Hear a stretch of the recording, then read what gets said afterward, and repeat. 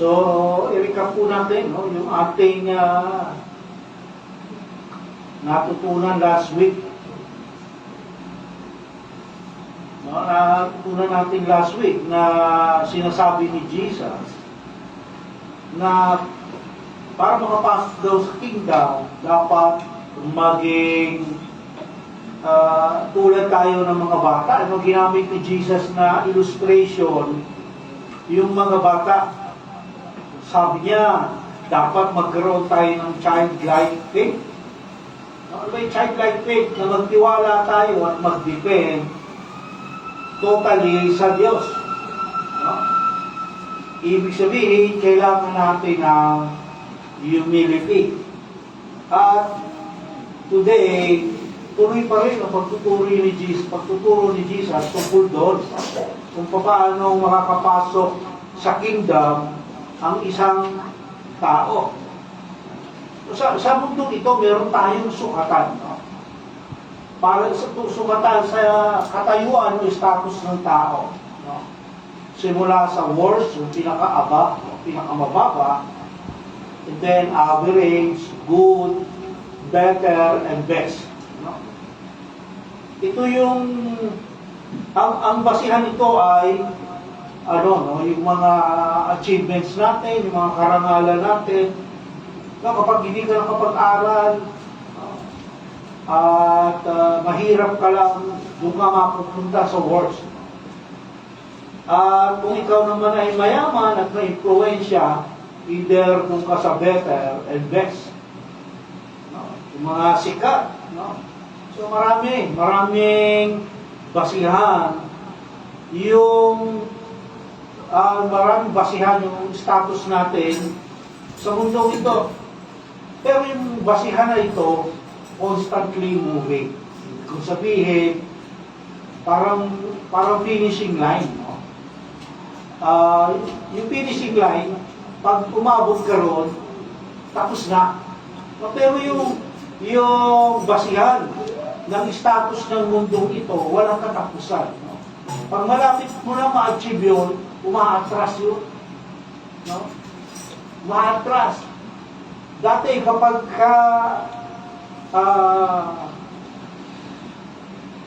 nakatapos ka ng pag-aaral, best na yun. No? Ngayon hindi, no? Kailangan, kung gusto mo ng best, yung iba nag-shit ka, nag-aaral ng doctorate, nagmamastera, no? Pausog ng pausog.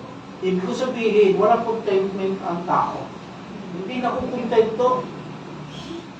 No? Kaya yung competition, wala rin katapusan. No? Wala katapusan. Kasi para maging best ka, kailangan ikaw yung nag-iisa. No? Meron bang best na may kasama ng best din? Kung meron kang ka-level, hindi ka best. Kaya competition to, no? At yung competition na yon, hindi yun natatapos. Habang lumilipas yung panahon, nadadagdagan yung definition o yung basihan ng pagiging best. No? Yun yung mundo. Pero sa kingdom, o sa kaharian ng Diyos, iba, consistent at non-moving. Hindi yan nagbabago kung ano yung standard ng holiness. Hindi yan nagbabago. Bakit? Kasi ang Diyos natin, immutable o hindi siya nagbabago. Immutable siya, hindi siya nagbabago. Kaya yung basihan, hindi rin magbabago yun. Kaya today, makikita natin na ang lahat ng attempt ng tao para maging great sa kingdom ay always short sa glory ng Diyos, no? Or standard ng Diyos of greatness. No? Short lagi, lahat ng attempt ng tao. No? At in the end, mauuwi sa disappointment. Mauuwi talaga sa disappointment. Kaya sa process na ito, meron tayong choice na dapat gawin. No? Meron tayong choice. No? Sinong Panginoon ang ating paglilingkuran? No? Sinong Panginoon? Yung idol ba ng accomplishment and status sa mundong ito? O ang Diyos na lumikha sa atin ayon sa kanyang wangis? Okay, ang title natin today is God's Grace and its Implications. Galing sa Mark chapter 10, verse 17 to 22. No? Ito po'y katuloy ng ating series. No? Tayo nasa series sa Book of Mark. No? Nasa chapter 10 na tayo ng Book of Mark. No? Verses 17 hanggang 22. Okay, no? Sabi, and as he was setting out on a journey, a man ran up to him and knelt before him and began asking him, Good teacher, what shall I do to inherit eternal life? Okay, so pagkatapos ni Jesus mangaral at gamiting illustration ng mga bata, aalis na sila, no? Sabi, and he was setting out on a journey. May lalaki, no? Na lumapit sa kanya. No? At nagtanong. Yung tanong ng lalaki, hindi yun out of ordinary. No? Sabihin, hindi yun kakaiba. No? Hindi yun kakaiba. Kasi matagal lang itinuturo ni Jesus yung kung paano makapasok sa kingdom ng Diyos ang tao. Matagal niya nang itinuturo yun. Kaya hindi ordinary, hindi extraordinary yung tanong ng lalaki. Ang interesting dito ay sino ba yung lalaki ito? No? Sino ba itong lalaki na ito? So dito papasok yung kahalagahan ng Synoptic Gospels. Ano ibig sabihin ng Synoptic? Magkakatulad. No? Yung Matthew, Mark, and Luke. Magkakatulad. So dito papasok yung kahalagahan mo. Bakit?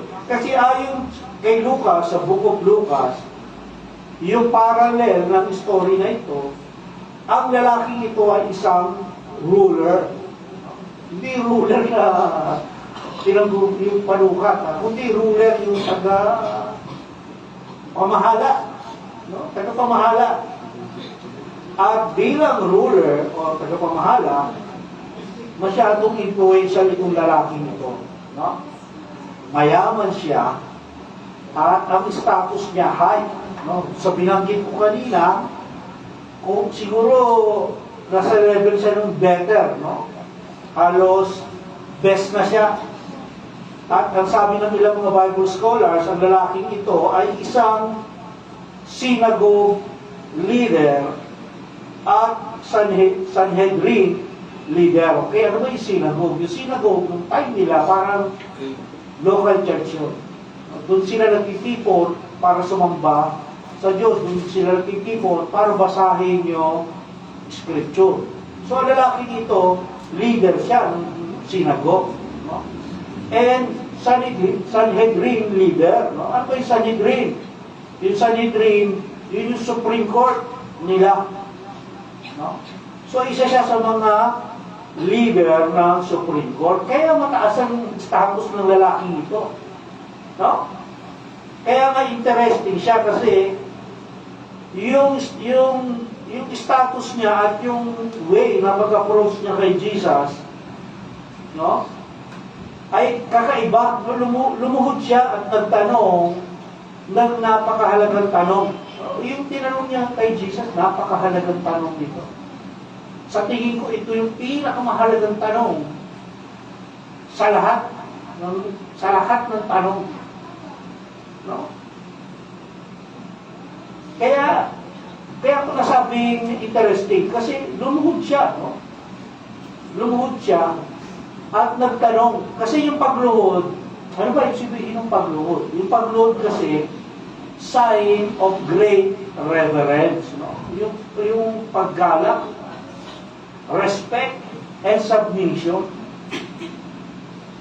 No, kadalasan sa time nila, yung pagluhod, ginagawa lang sa harapan ng hari at Panginoon. No, hindi yung ginagawa sa mga ordinaryong tao lang, hindi nila niluluhuran yan. Ang niluluhuran lang nila noon, during their time, yung hari at master nila. No? At pansinin natin yung tanong ng lalaki. Sabi niya, what shall I do to inherit eternal life? May problema, no? Yung tanong niya, no? May problema. Ano yung problema? Matalas ba yung mata natin? No? Kasi doon sa tanong niya, work-based, yung pagpasok sa kingdom, no? What shall I do? Ano ang dapat kong gawin? So work-based yung tanong niya. Ano yung dapat niyang gawin para pumasok sa kingdom o sa kaharian ng Diyos? Dapat ang tanong niya, how can I? Papaano? Hindi what shall I do? Pag sinabi ko si what shall I do, work-based siya. So yun ang problema, no? At yung tanong niya, nagpapakita ng frustration. Para bang sinasabi ng lalaking ito, nagawa ko na yung lahat na alam ko eh. No? Na yung lahat na alam kong tama, pero parang may kulang pa rin. No? Walang sense of humility yung tanong niya. No? Na ginawa ko na lahat eh. No? Para makapasok sa kingdom. So we tried, no? Kasi sa kanya nagmumula yung para sa kanya, ginawa niya na yung lahat na magagawa niya. No? Hindi binanggit kung saan nanggaling yung lalaki. No? Basta sila bilang, a man ran up to him. Hindi natin alam kung ito'y, kasi nga, paalis na sila. No? Hindi natin alam kung ito'y nasalubong niya o galing doon sa crowd na tinuruan niya. Hindi binanggit. No? Pero malamang, kasama siya sa crowd. Kasi, yung tanong niya related dun sa sermon. O, sa sermon sa tinuturo ni Jesus about kung paano pumasok sa kingdom. No? Yun lang ang katatapos na preaching ni Jesus. Kaya, malamang kasama siya sa crowd. No? Kasi yung tanong niya about kingdom pa rin, kung paano pumasok doon. No?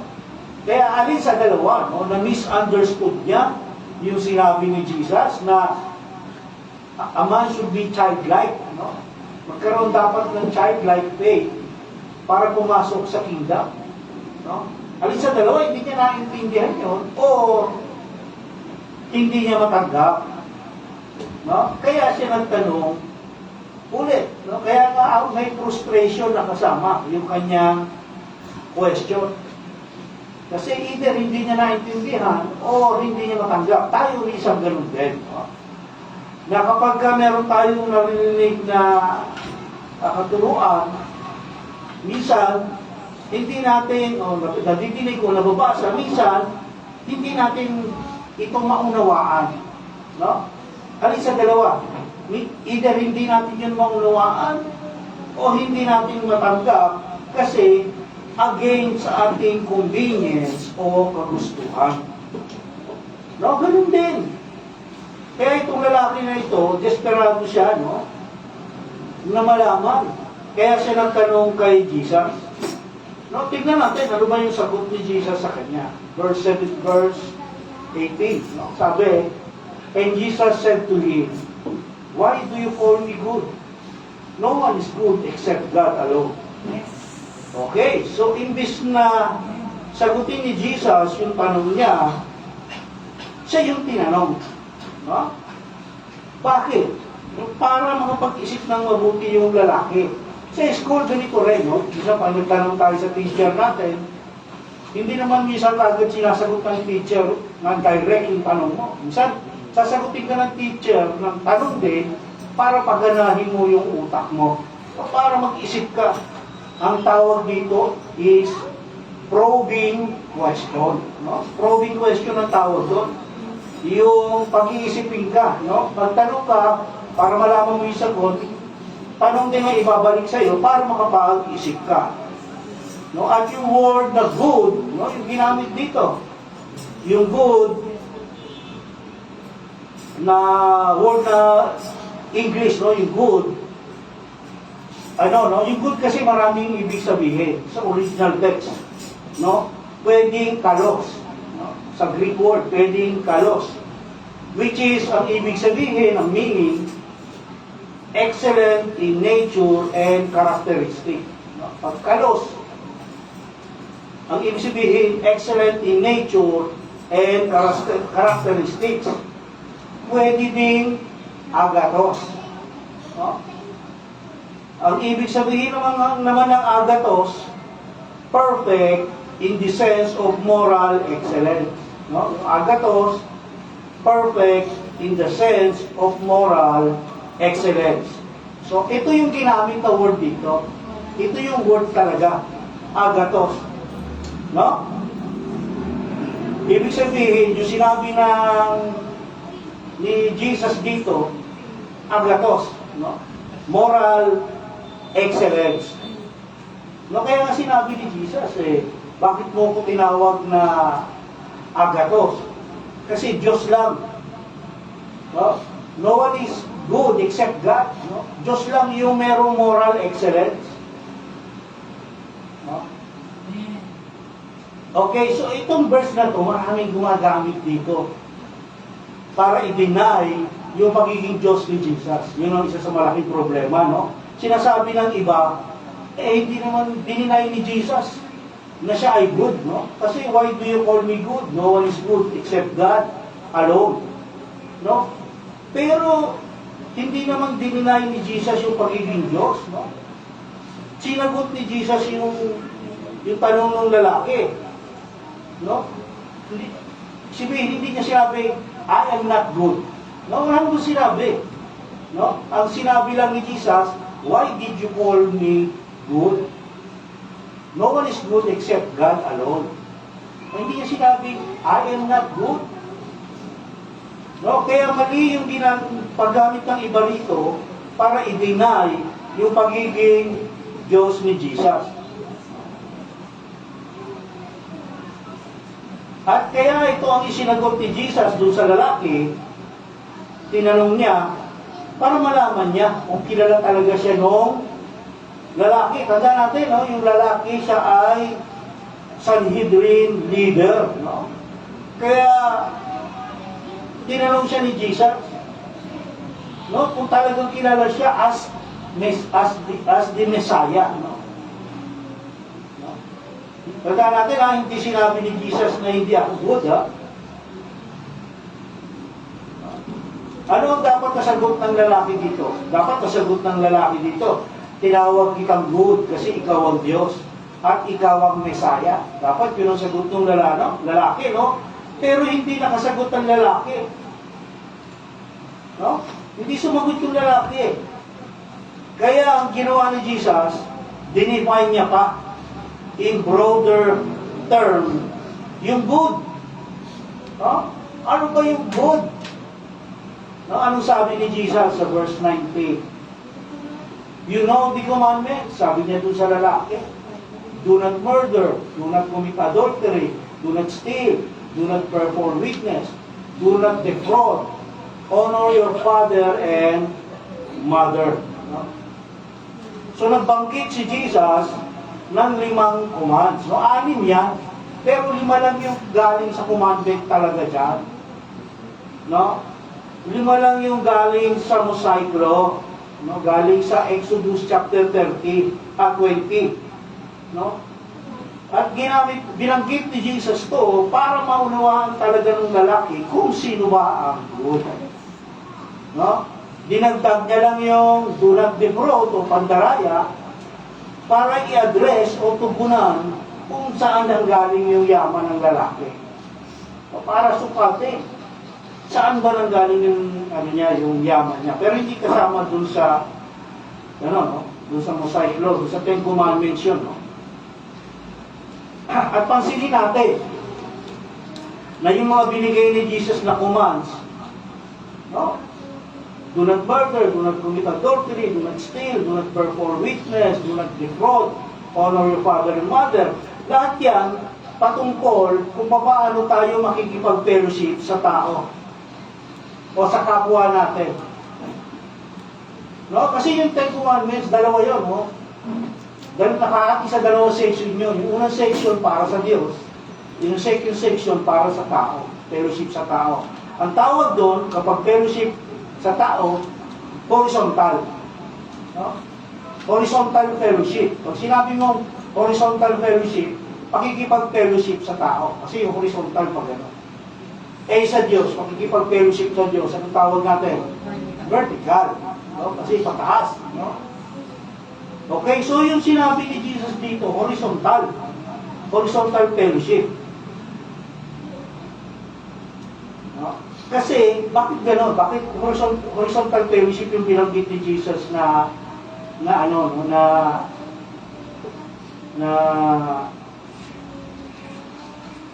commands? No, kasi nire-reveal ni Jesus yung nasa heart ng tao nito. Kung paano niya nauunawaan yung maging mabuti.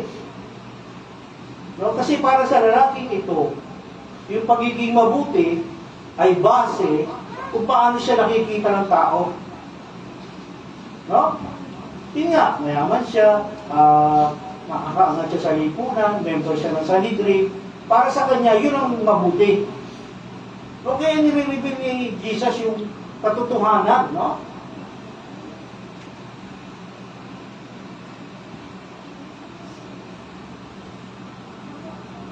No? Kasi ayon sa lalaking ito, yung sasabihin ng tao, yun ang mahalaga, no? Sa status niya. No? Ito ang nakakalungkot na katotohanan, no?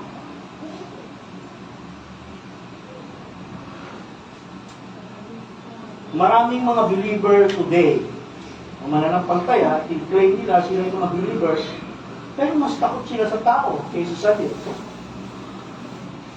No, mas takot sa tao, sa sasabihin ng tao kaysa sa sinasabi ng Diyos.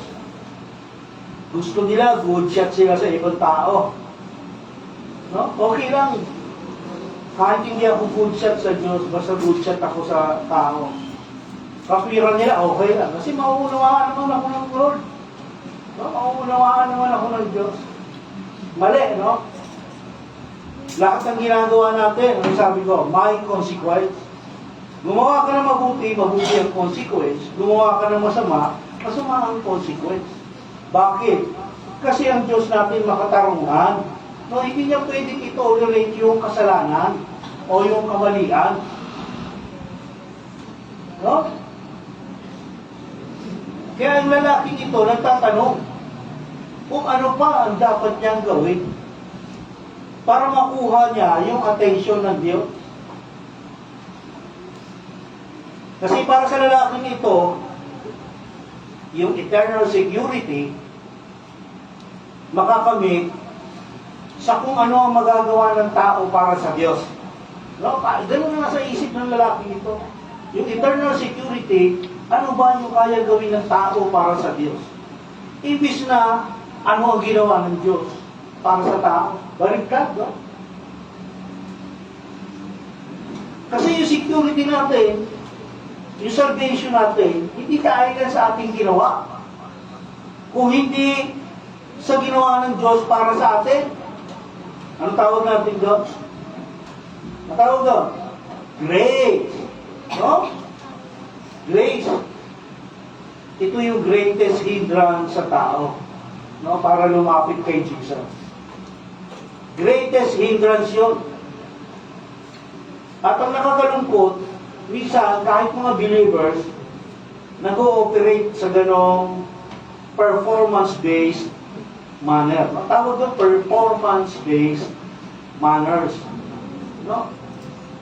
No, iba, so, gagawin ko to sa church or sa ministry para mas lalong i-bless ako ng Lord. Yung ganong mentalidad. No?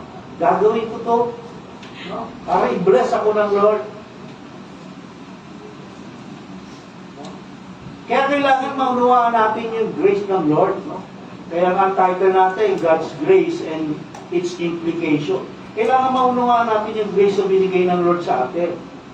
No? Na makikita natin kay Jesus, no? Amen. Na ginawa niya na lahat, no? Ginawa na lahat ng Lord. Tapos na. para maging matuwid tayo sa harap ng Diyos. No? Ginawa na, tapos na yun eh. No? Wala na sa kamay natin, no? Na hindi na natin kailangan gumawa upang maging matuwid sa Diyos. No? Kung hindi, ginawa na tayo matuwid ng Diyos, kaya dapat tayo ay gumawa ng mabuti. No? Hindi na tayo gagawa ng mabuti para maging matuwid sa Diyos. No? Ginawa na tayo matuwid ng Diyos, kaya dapat gumawa tayo ng mabuti. Okay? Yung gagawin natin, yung dapat yung works natin, hindi na para to be saved. Kung hindi, to be a proof that we are, or we are saved. No? Itong lalaki na ito, itong rich young ruler na ito, ramdam niya na sa kabila ng lahat ng kanyang ginagawa, ay wala pa rin siyang genuine peace. No? Ganun yun eh. Pag hindi mo nakamit yung tunay na kaligtasan, wala kang kapayapaan. No? Bakit takot mamatay ang tao? Kasi hindi niya alam kung saan siya pupunta. Pero kung alam mo na makakapiling mo ang Diyos, hindi ka matatakot mamatay. No? Itong lalaki, ganun siya. Wala siyang genuine peace. No? Kasi hindi niya alam kung saan siya pupunta, kaya siya nagtatanong kay Jesus. Ang sabi sa verse 20, and he said to him, no, yung lalaki, yung rich young ruler, teacher, I have kept all these things from my youth up. No? Okay, napansin ba natin kung ano yung tawag ng lalaki kay Jesus? Teacher na lang, hindi na good teacher. Kanina, good teacher, no? Ngayon, teacher na lang. I have kept all these things from my youth. No, kasi yung attempt ng lalaking ito nakadiin, no? Nakadiin sa abilidad niya, sa impluensya niya, at sa kayamanan niya. Doon nakadiin. No? Ang pagkaunawa ng lalaking ito sa pagiging matuwid sa Diyos, transactional. Kasi nga by works. Imbis na relational. No? Dapat relational, no? Kasi para maging matuwid tayo sa Diyos, kailangan meron tayong relasyon sa Kanya. Hindi dahil sa ginawa natin. No? Kahit gumawa ka dyan, pakainin mo yung buong Pilipinas, kung wala kang relasyon sa Diyos, walang silbi yun. Walang kwenta yun. Kaya yung sagot ng lalaki, prideful. No? Ginawa ko na lahat yan. Prideful yung sagot niya. Eh, anong sabi ni Jesus nung nakaraang Sunday? Paano papasok? Dapat, childlike faith with humility. Eh, ang sagot niya, prideful. No? Ginawa ko na lahat yan mula pa nung pagkabata ko. No?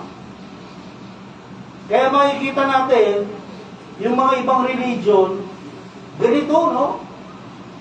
Naka-base yung kanilang salvation sa kanilang gagawin. Yung iba, 50-50. 50% faith, 50% work. No? Kailangan may work. No? Ano yung sinagot ni Jesus dun sa prideful na lalaki? Verse 21. And looking at him, Jesus loved him and said to him, one thing you lack, go and sell all you possess and give to the poor, and you will have treasure in heaven, and come, follow me. No? Ito yung sinagot ni Jesus. Makikita natin dito yung amazing love of God. No? Yung amazing love of God, kasi sa kabila ng prideful ang lalaking ito, no, sa kabila ng status niya, ano sabi? Jesus loved him. O ganun ang pag-ibig ng Diyos. No, sa atin. Ganun.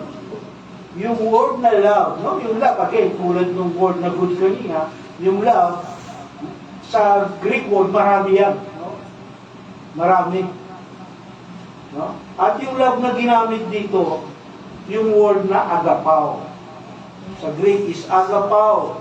What is agapao? Love. No? Love not based on action, but based on need. No? Yung pag-ibig na hindi base sa ginawa mo. No? Yung pag-ibig sa atin ng Diyos, iniibig tayo ng Diyos hindi dahil sa ginagawa natin. No? Hindi dahil sa ginawa natin o ginagawa natin o gagawin pa natin. No? Natutunan natin dun sa ating Bible study na we were predestined to do good works. Bago palikay ng mundo, nung pinili tayo ng Diyos, we were predestined, no? Sabi sa Ephesians, to do good works. Amen. No, hindi tayo pinili ng Diyos dahil sa ginagawa natin. No, kaya yung pag-ibig ng Diyos based on need. No, kasi kailangan natin ng pag-ibig ng Diyos. Kailangan natin. Nung sinasabi ni Jesus dito, na dahil sa mga ganitong klaseng tao, kaya siya nagkatawang tao. No? Sa mga tao, hindi, ito yung tinatawag ng naliligaw. No? Hindi nila alam kung paano papasok, paano pumapasok ang tao sa kaharian ng Diyos. Sinasabi ni Jesus, ito yung mga taong karapat-dapat makarinig ng gospel. No? Na dapat malaman niya. Doon sa tanong niya, si Jesus lang ang sagot. No? Si Jesus lang ang sagot. Yung pinagtatanungan niya, yun ang sagot doon sa tanong niya. No? Si Jesus lang ang kailangan niya. No? Yung response ni Jesus, dalawang command. No? Sabi, yung unang command, go and sell all you possess and give to the poor. No? Tapos yung pangalawa, come follow me. No? Dalawang commands yung sinagot ni Jesus doon sa lalaki. Verse 22, last verse, no? But at these words, he was saddened. Yung lalaki. And he went away grieving. No? For he was one who owned much property. Ito na. No? Ito na. Tinimbang ng lalaki. Kung sino ba yung mas mabigat? Sino ba mas mabigat? Yung pagsunod sa Lord? O yung pagsunod sa sarili niya kagustuhan? Tinimbang niya. Sabi, dami niyang pera. No? At nakakalungkot, no? Kasi pinili niya yung kanyang sarili. Kaya nga, he was saddened. No? Pinili niya. No? Ito, nakakalungkot. Ito yung reality sa panahon ngayon, no? Yung ibang tao, pag sinira mo ng gospel, nire-reject. Kasi hindi nila kaya talikuran yung buhay nila. No, hindi nila kaya ipagpalit sa Diyos yung kanilang buhay. No, kung ano yung meron sila, hindi nila kaya iwan niya. Kaya kahit madinig nila yung katotohanan, i-reject nila yan. No? Hindi nila kaya unahin ang Lord over sa kung anong gusto nila. No? Yung Sunday, kaya mo bang ibigay sa Lord? No? Hindi, kasi sarap pa matulog. Ayaw ko pang bumangon. Sarap, lalo lang yung taglamig. No? Kahit na wala kang electric fan, wala kang aircon, sa umaga, ang gina, pag natutulog ka, pag tumunog yung alarm ka, parang hirap bumangon. No? Kaya mo bang ibigay sa Lord yan? Sunday ngayon eh. No, Sunday is the Lord's Day, kung tawagin. O kaya hindi pwede, may pupuntahan ako, busy ako, may gagawin ako eh. Meron pa bang mas mahalaga sa Lord? Yun ang tanong. No? Yun ang tanong. Ibig sabihin, mas mabigat sa iyo yung gusto mong gawin kaysa kay Lord. Yun lang. Huwag na tayo magdahilan pa ng kung ano-anong bagay. No? Mag-serve ka kay Lord. Ay, hindi pwede kasi busy ako sa work eh. Hindi ako pwede mag-serve sa Lord. Busy ako sa pag-aaral, hindi pwede. No? Sa work, sa pag-aaral, meron kang time. Sa Lord, wala. No? Yung sinasabi ni Jesus dito. No? Tulad ng lalaking ito, tayo hindi natin alam yung tamang priority sa ating buhay. Yan ang katotohanan. Kaya ano ang consequence dun sa lalaki at sa atin din, no? Kapag hindi natin alam kung sino yung priority natin. No? Yung lalaki, sabi, nalungkot siya at nagdalamhati. No, bakit? Kasi na-miss niya yung kingdom. No? Sinasabi ni Jesus sa kanya, talikuran mo na lahat ng bagay, talikuran mo lahat yung bagay, kasi doon siya nagtitiwala, doon sa kanyang riches eh. Sabi ni Jesus, talikuran mo yan. No? Kasi diyan ka nagtitiwala, akala mo nandyan yung kaligtasan eh. Talikuran mo yan. No? So, magtiwala ka sa akin para magkaroon ka ng buhay na walang hanggan. No? Pero hindi nagawa ng lalaki, kaya nagkaroon siya ng kalungkutan. No? Nalungkot siya eh. Kasi nalaman niya yung katotohanan. Eh, ganun pala, hindi ko kaya yun. No? Hindi ko kaya. Eh, milyon-milyon ng pera ko, tapos ipamimigay ko sa aking kapwa. Pinaghirapan ko ng ilang taon yan. Hindi ko kaya. Sorry. Sorry Lord, hindi ko kaya. Yun ang sinasabi nitong rich young ruler na to. No? Kadalasan yung believer, alam naman nila, dahil itinuturo ang bagay na ito sa church. No? Paano ba magkaroon ng buhay na walang hanggan? Pero ang problema, maraming hindi naniniwala. No, bakit hindi yung pinagtitiwalaan? Ay, hindi ako naniniwala dyan. Basta gumawa ako na mabuti, okay na yan. Bakit hindi yung titiwala? Kasi, yung katotohanan against sa convenience ng tao. Misa tayo yung nagdi-declare o nagsasabi kung ano yung tama. No? Eh, ang sabi ni Scripture, we are totally depraved. No? Walang mabuti, wala kahit isa, sabi ng Roma. No? So, hindi lang sinasabi ni Jesus sa lalaki, yung way to eternal life. Hindi lang yun sinasabi ni Jesus sa kanya. Kundi sinasabi din niya na mas greater, no? Tandaan natin to, mas greater yung reward sa kingdom kaysa sa anumang meron tayo o makakamit dito sa lupa. So kapag ito ay tumanim sa ating isipan at kapag ito ay in-apply natin sa ating buhay, uunahin natin ang Lord sa lahat ng bagay. No? Greater yung reward sa kingdom kaysa anumang reward na makukuha natin dito sa mundong ito. Ang problema, gasgas na ang sermon na ganito. No, lagi nating maririnig, lalo na dito sa church. No? Yung katuruan ito, and yet, yung riches and rewards pa rin ng mundong ito ang priorities natin. No?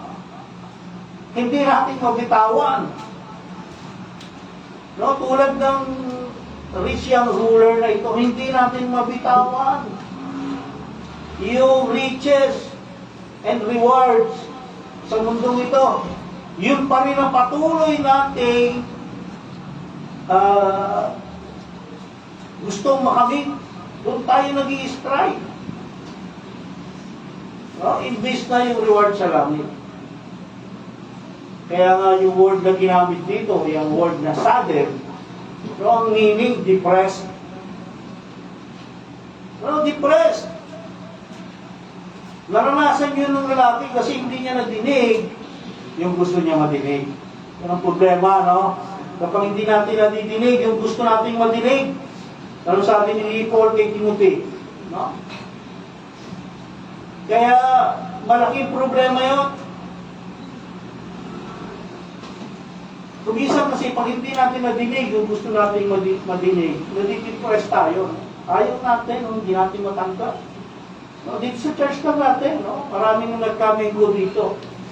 Kasi sabi nila, hindi ko madinig yung gusto kong madinig. Ganun ba yun? Ay, maghanap ka, ikaw na lang ang mag-preach sa sarili mo. No? Para madinig mo yung gusto mong madinig. Huwag ka na magpunta ng church. Kasi gusto mo parang madinig yung gusto mong madinig. Di mag-preach ka sa sarili mo. Umarap ka sa salamin, mag-preach ka. Ay, alam ka madidig mo, gusto mo yan. No? Marami na nagkaminggo dito sa church na ito. Kasi hindi nila madinig yung gusto nila madinig. No? Kasi yung iba gusto nila, Lord, give me eternal life. No? Habang ini-enjoy ko ang mundong ito, pwede ba yun? No. No? Lord, give me eternal life while I'm enjoying the world. Pwede. Hindi ganyan ang sinasabi ng Lord. No? Hindi ganyan ang kalooban ng Lord. Yes. Itong tao na ito, hindi niya kayang ipagpalit yung lahat ng kanyang pinaghirapan para lang sa eternal life. No? Yung eternal life na hindi niya deserve. Wala sa atin dito ang deserving sa eternal life. Wala kahit isa man sa atin dito. Kahit ako, hindi ko deserve ang eternal life. Kaya nga nagpapasalamat tayo sa grace ng Lord. Yes. Kasi yung grace ng Lord, kahit hindi tayo karapat-dapat, ginawa niya tayong karapat-dapat. Yes. No? Amen. Yan ang lagi natin itatanim sa ating isipan. Hindi tayo deserving, pero dahil sa grace, no? And mercy, and love ng Lord, naging karapat-dapat tayo. Amen. No? Kaya, disappointment, no? Kapag pinili natin ang mundong ito, pinagpalit natin sa Lord. At the end, tandaan niyo yan, at the end, disappointment yan. Okay? So, para sa ating pagtatapos, sabi, therefore, we must serve the Lord, no? Because of the grace. No? Magsaserve tayo sa Lord dahil sa biyaya. No? Grace that He has provided us. And in that service, we serve with all that we have, withholding nothing. No? Sa makatuwid, dapat maglingkod tayo sa Panginoon dahil sa biyayang Kanyang ipinagkaloob sa atin. At sa paglilingkod na iyon, ibigay natin ang lahat ng mayroon tayo. Walang anumang ipagkakait. So we need to proclaim the gospel to all. To all, no? Hindi to doon lang sa mayayaman, hindi doon sa mga matataas ang estado sa buhay. Hindi. To all. No? At malalaman natin, no? Sa response nila, kung tinanggap nila yun o hindi. No? Kung tinanggap nila yun, makikita mo yung response, great joy. No? Amen. Kung hindi naman, tulad ng lalaking ito, great sorrow. Magdalawa lang yun. Joy and sorrow. Kapag joy ang response, thank you Lord. No? Kasi, tinanggap niya yung gospel. Pero pag hindi tinanggap, makikita mo great sorrow. Ako, hindi ko kaya yung sinasabi mo. Pasensya ka na. Ha? Hindi ko kaya yan. Kasi napakayaman ko. Hindi ko kaya yan. Kasi pag hindi ako nagtrabaho ng linggo, malaki kabawasan yun sa aking sweldo. Naku, hindi ko kaya yan. Kasi, mababawasan yung mga friends ko. No? Merong feeling na nararamdaman. No? Kapag nag-uubay o nag-disobey tayo sa Lord. No? Kapag tinatanggap natin yung salita o hindi. Kapag hindi natin matanggap, sorrow. Pero tinatanggap mo kahit masakit, joy. No? Amen. Kasi kung yung salita ng Lord, sabi nga dapat tumatagos yan sa buong maro. Yes. Kapag hindi, Amen. ay hindi yan hindi yan salita ng Diyos, tickling of the ears yan. No? Kaya today, anong nararamdaman natin pagkatapos nating marinig ang sermon na ito? tayo ba'y with sorrow? Tulad ng lalaking ito? No. O with great joy tayo? Kasi alam natin na kailangan lang natin sumunod sa Lord. With Kailangan joy. lang natin i-prioritize ang Lord. No? Tandaan natin, Christ is our greatest treasure. Amen.